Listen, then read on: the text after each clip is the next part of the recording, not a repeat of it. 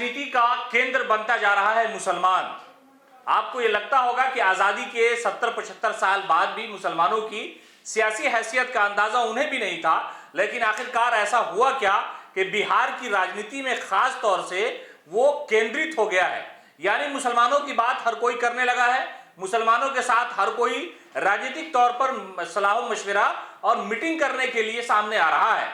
दरअसल मामला यह है कि लोगों को लगता है जनगणना के बाद की जो रिपोर्ट आई उसमें यह दर्शाया गया कि मुसलमानों की संख्या 18, साढ़े 18, 19, 20% के आसपास है और ये वोट एकमुश्त अगर किसी भी पार्टी को जाता है तो उसे सियासी फायदा मिलना तय है।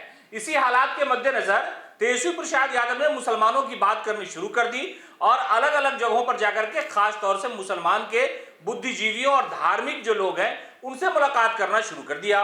और इधर मुख्यमंत्री नीतीश कुमार और उनके पार्टी के नेताओं ने भी यह कहना शुरू कर दिया कि मुसलमान के असल हमदर्द तो हम ही हैं।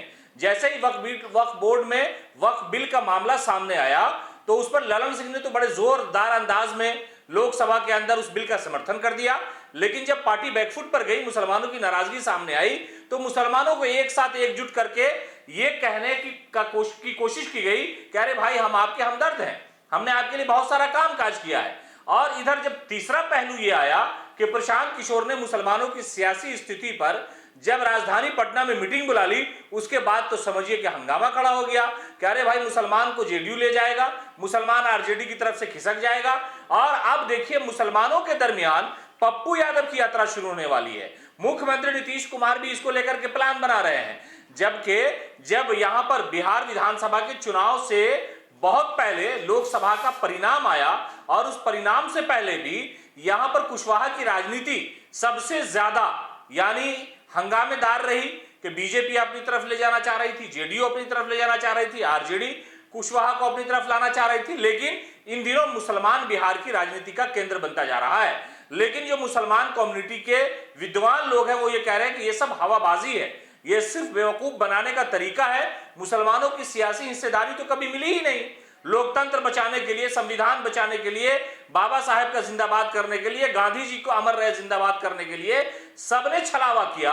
किसी ने मुसलमानों की शैक्षणिक स्थिति, उसकी जो राजनीतिक स्थिति है उस पर ध्यान नहीं दिया, सिर्फ मुसलमानों को बेवकूफ बनाया गया। लेकिन इन दिनों बिहार की राजनीति में मुसलमान केंद्रित हो गया है। जेडीयू हो, आरजेडी हो, या ये कि पप्पू यादव हो या प्रशांत किशोर हो, ये सब लोग मुसलमानों की आवभगत कर रहे हैं, सबको मुसलमानों को अपनी तरफ बुला रहे हैं। कुछ का मकसद तो यह है कि भाई ये खिसक जाएगा तो हमारी राजनीति का खात्मा ही हो जाएगा, फिर बचेगा कुछ नहीं, हम तो सियासी तौर पर यतीम हो जाएंगे। कुछ ये चाहते हैं कि कुछ मुसलमान हमारी तरफ आ जाए तो जिधर मुसलमान का वोट जा रहा था वो बिखराव होगा और इसका फायदा जो है वो सीधे तौर पर किसी दूसरी पार्टी को हो जाएगा।